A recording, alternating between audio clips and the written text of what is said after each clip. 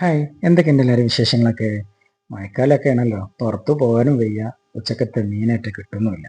അപ്പൊ ഇന്നത്തേക്ക് എന്താക്കാന്ന് ചോദിച്ചപ്പോ പുള്ളിക്കാരത്തി പറയുന്നത് നമുക്ക് സദ്യ ആക്കിയാലോ. എന്നാ പിന്നെ വീട്ടിലെ സദ്യ എങ്ങനെ ഉണ്ട് നോക്കാം.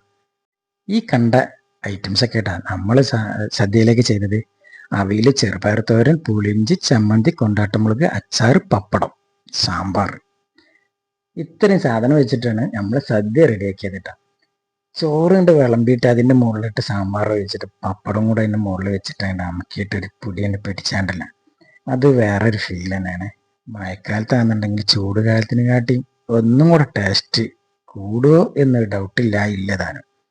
ഓക്കെ, നിങ്ങളൊക്കെ ഈ മഴത്ത് സാമ്പാറും കൂട്ടിയിട്ട് സദ്യ അങ്ങോട്ട് അടിച്ചു വെക്കൊണ്ട് നല്ല ടേസ്റ്റ് തന്നെയാണ് എനിക്ക് പറയാനുള്ളത്.